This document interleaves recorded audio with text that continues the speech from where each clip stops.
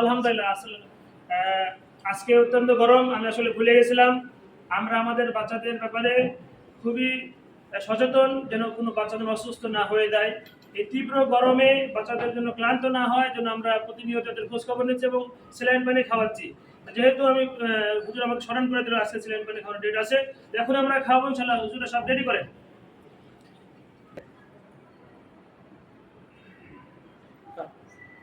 যাই আমি সাহেব পানি নিয়ে আসেন।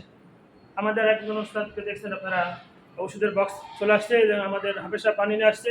আমরা এখন আমার নগদই আপনাদের সামনে বানাবো, মানে বাচ্চাদেরকে আমরা এই যে আপনারা দেখতে পাচ্ছেন, প্রাইমারি স্টেজে যদি কোনো ব্যথা পাই, আমরা তাদেরকে স্যাভলন, তুলা সহ ইত্যাদি অনেক ওষুধ আমাদের কাছে মজুদ আছে, সেলাইন আছে। আমরা এই আপনার সব 10 প্যাকেট মোট 10 লিটার পানি, তো 20টা ছিলেন, কাটেন আমার সামনে তাড়াতাড়ি কাটেন। দেখতেছিটা কই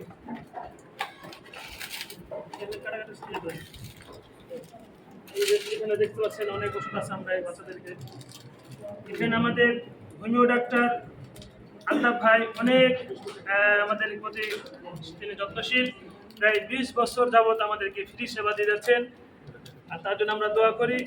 ইভেন আমাদের কমিটির সদস্য একজন কি নাম, সোহান, ডাক্তার সোহান, উনিও আমাদের ব্যাপারে অনেক সচেতন, আসেন, খোঁজখবর নেন।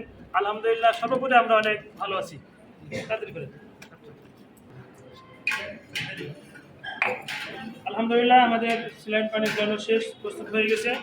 এখন যদি আপনি খেয়াল করবেন কোনো ছাত্র বাদ না যায়, সামনে দেন, সামনে নেন, একটা ছেলের জন্য বাদ না যায়, সবাই জন্য পাই। আপনারা মগ রেডি করেন, সবাই হাতে মগ রেডি করেন, একটা মগ উঠাই দেন। সবাই বলবেন হবা,